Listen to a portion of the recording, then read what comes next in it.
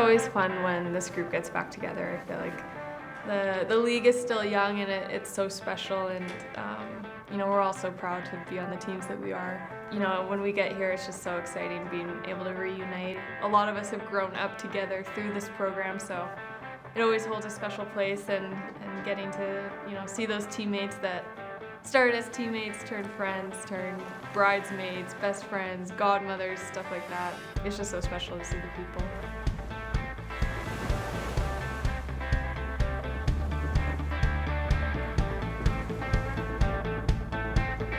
Obviously with this year not being able to fully centralize like we have been able to centralize in previous Olympic cycles, we've decided to create a plan that both considers your on-ice identity, but equally important for us to build our off-ice identity and continue to grow our relationships and make ourselves as tight as possible before the Olympic Games. To just get that time together, get that extra bonding time since we're not all on the same team in the league. Will be really special, but yeah, it's going to be a little bit of a different having to take a break in our pro league, but also just as exciting to be able to go to an Olympics, and every Olympics is different, and this is just part of the journey there.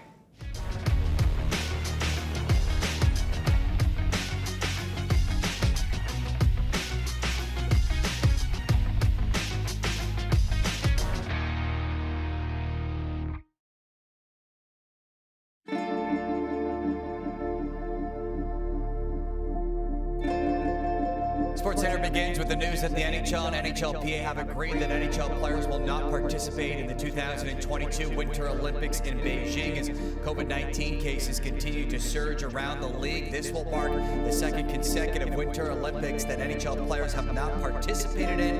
While the news seemed inevitable, it's no less disappointing for players and fans. For the second straight Olympic Games, the league makes it official. There will be no NHL involvement. To have the trust in me back in 2022 to coach the Olympic team, and an honor I did not take lightly, and then to have it taken away from us.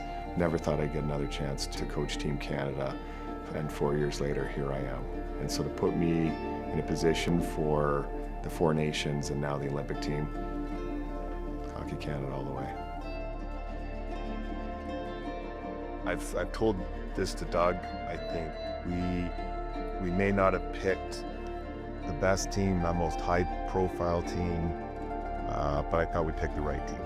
I thought there was a core of young guys, and they got their personality started to come out more and more as that tournament went on. And I don't know if it was, again, because we picked the right team, the culture we created, everybody fell in line, everybody was doing it for the right reasons. You get to an overtime game, it's one way or the other, and I think those were part of the reasons that I thought helped us win. We've had John Cooper in mind, I think, since 2022, and a lot of that staff, Pete, Butch, those are guys who are part of that group, and also Misha was as well. And so, to have those people kind of in mind through that whole time and the success since then, even the preparation we did at that time has helped us 4 years later. And it seems like a long time, and it is. But then you're able to add, people like Rick Tocchet, who's really brought a lot to our group as well.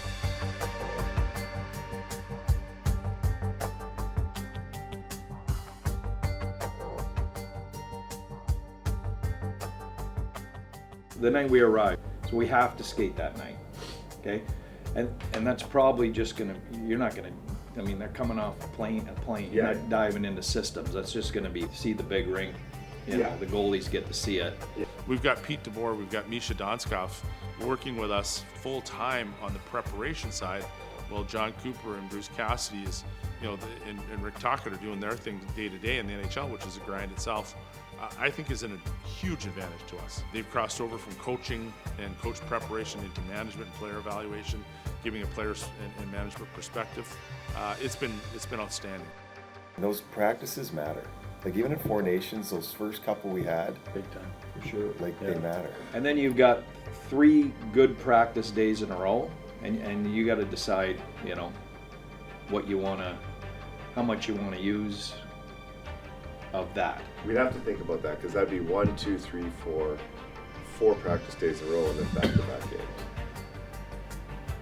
Is that, like, you'd never do that in the NHL?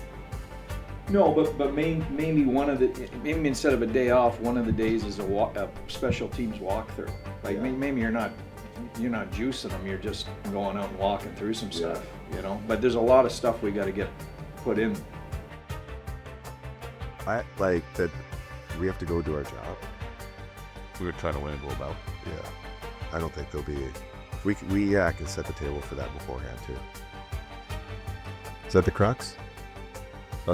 I wanted to make sure that he had a chance to digest it, think about it. One of the greatest feelings for me is to be able to take 20 to 23 players and make them one. And not have to do it over a 10 or 50 year, time frame. Give me the year, give me the team, give me the league, give me the group, and let me see if I can do it. And then once that's over, let's go on to the next one. So it's the 1 year cycles that I truly love, but it's the competitiveness and winning. And it may sound a little self-centered, but I have a deep desire to win.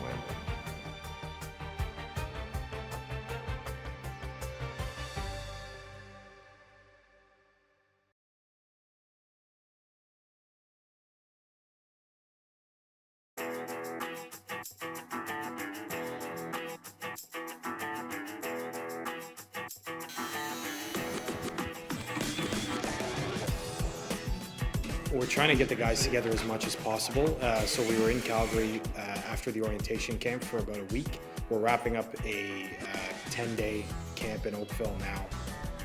And then they'll go home for a couple weeks. We'll see them in Czechia for our first tournament of the year with the top 5 teams in the world. That will be at the end of October. Following that, they'll get together for about a week in Calgary before going to Dawson Creek, which is where we host our Para Cup. The guys will go away for a bit of a Christmas break or holiday break, and then they'll be back in January. We've got about a 3-week block in January in Calgary. We'll name the team there, and then we're into our Paralympic preparation. These are the world's best players. They're pros, the national para team athletes. So we've set a roster for now, and yet the players know once we had our meetings, you obviously want to be prepared and detailed with set rosters, but at the same time expect the unexpected. For me, it's just, new opportunity. It's the end of the quad now. It's game time. We've been working really hard, and this is the season we've been working towards for about 4 years now. So I'm just excited to get some more experience and play against the best in the world. We're currently carrying 21 players, 18 players and 3 goalies. We need to get it down to 17 for the Paralympic Games, which is 15 players and 2 goalies. So there will be some decisions made at the beginning of next year. When I kind of retired from coaching from junior A hockey, received a call about a year and a half ago, and they said, "Hey, Boris, we're looking for maybe somebody to help out in para hockey on the coaching staff." I was told by Mr. Salmon, "You will fall in love with this when you step on the ice," and he was correct 100%. Those athletes are amazing. Their heart, their dedication, the way they are for their physical shape. How couldn't you want to win for them and see them succeed? We've tried to be as transparent as possible. The coaching staff has done a really good job of that, and Boris has done a really good job of that. There will be some kind of exit meetings following our camp here in Oakville. We want to make sure that players know where they stand. So yes, they will be aware of where they are in the depth chart. I think the growth this week was very good. I'm excited to see how much we can keep growing every time we see each other. For Ostrava, it'll be 2, 6, and 10. The reason is for playing time and reps, and we'll do the same thing for playing time when we go to Dawson Creek. It'll be 2, 5, and 10. It's interesting. Everyone talked about, you're 5 months away or 6 months away, and we're taking it as a challenge. We're excited about it. There's Czechia, there's China, there's US. There's many great countries, and we're going to focus on ourselves and be prepared in the most detailed team. So when we do arrive into Italy in March, it's going to be that locomotive that's going full force. Another one done.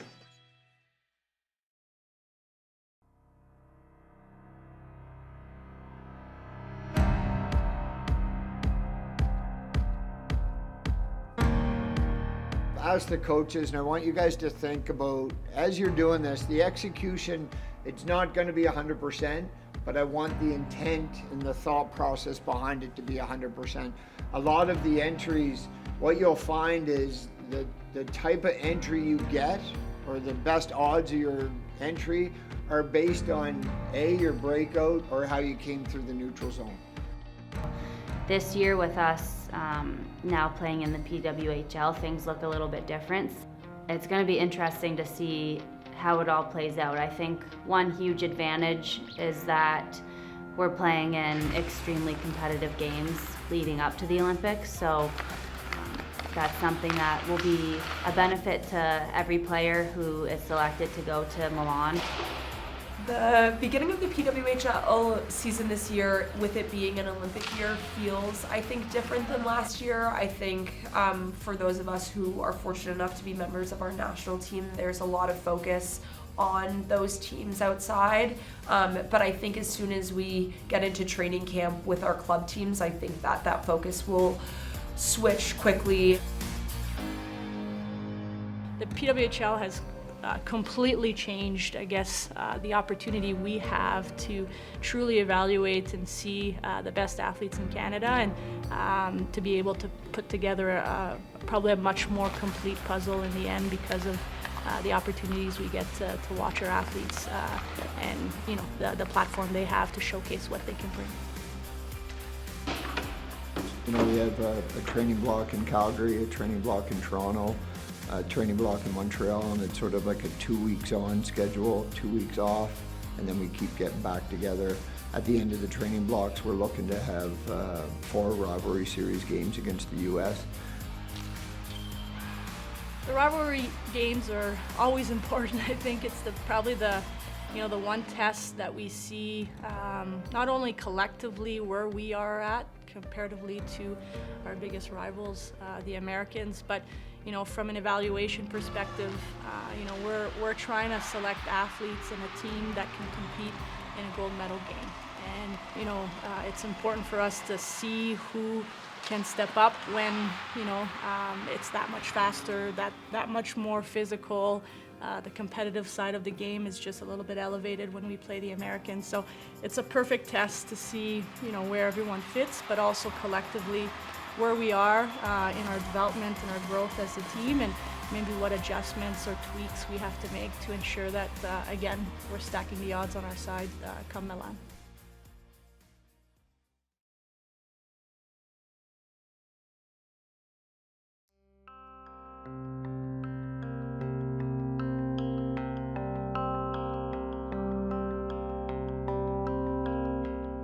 I think we can go through everyone's individual depth chart. Then we can discuss it. But also either now or at the end of this, my vision on the 4 nations to my vision on this team has switched quite a bit.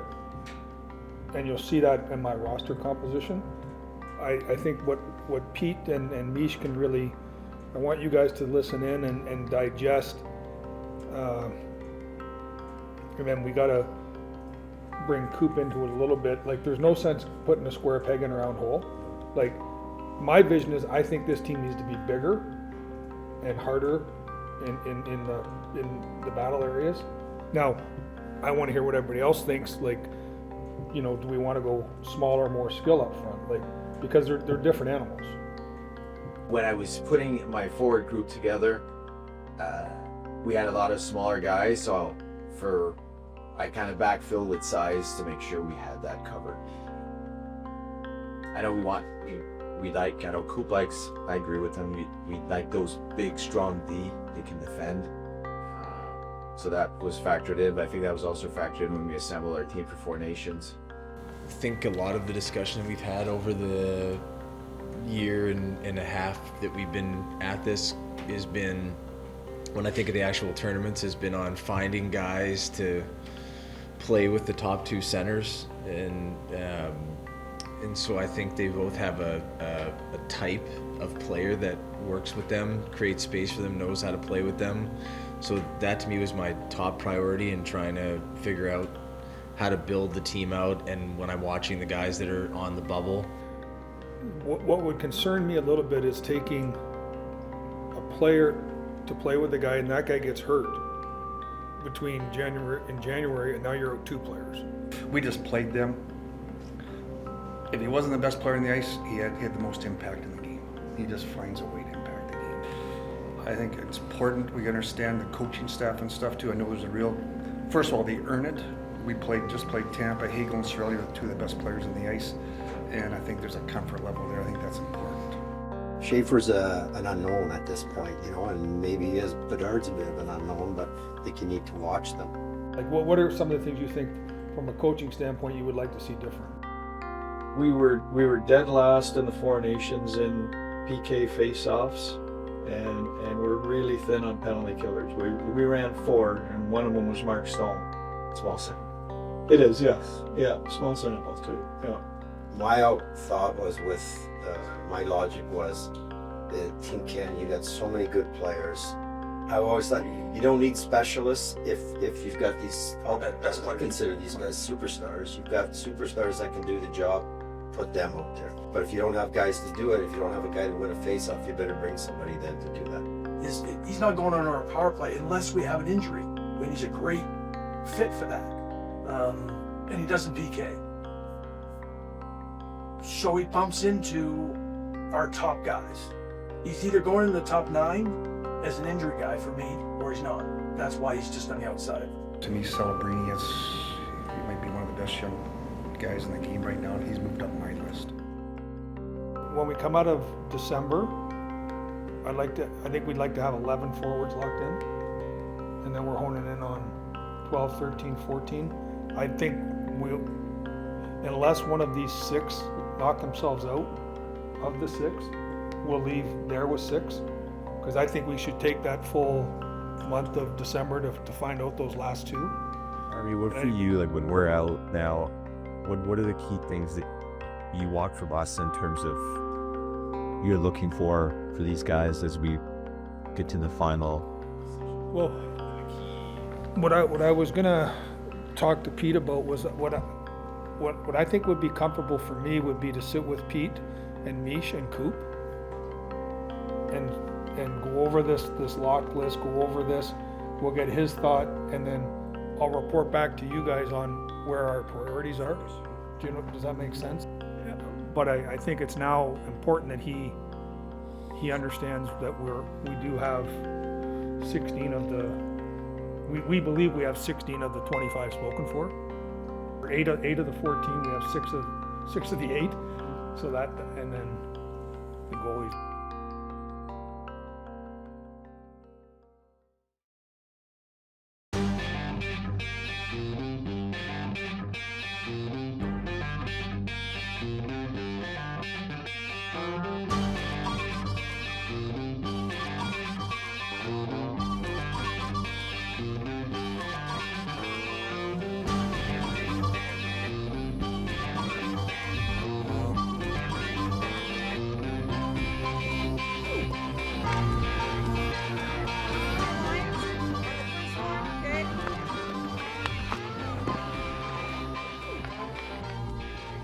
Yeah, it's so exciting to see what's ahead, what's next. The future looks so bright. Seeing the young ones coming up, it's unbelievable. There's so much talent, the desire to be there, the privilege. They know what it's like to work hard. We want to get better. If we don't be a little bit critical of each other, we're going to wait for the opposition to take advantage of our bad habits. 10 on 3, 1, 2, 3! Canada! You know, the Rivalry Series looks a little different from year to year. I think often in that first year of a quad, you're kind of trying to figure out what your base is, your foundation. And although winning the Rivalry Series is still a priority, I think the biggest thing in year 4 is just making sure you're giving some meaningful games against some great competition to some of the younger players to see if they're ready to take that step to compete for Olympic Games. Grew up watching Milan, Laura Stacey, so just unbelievable. Such an honor in history to wearing the Leaf. and just great that I get to experience that. C'est toujours un honneur de mettre ce chandail-là, de pouvoir représenter ton pays à des compétitions internationales. C'est un rêve depuis que je suis toute petite. Puis à chaque camp que je viens ici, je donne mon maximum pour avoir la chance de remettre ce chandail-là. Donc c'est vraiment un honneur à toutes les fois. Starters, we've got M. Starters, we've got Claren. And starting up front, we got Pooh. Dream big. A lot of girls want to play for the national team, and I think just continuing to work hard and dream big.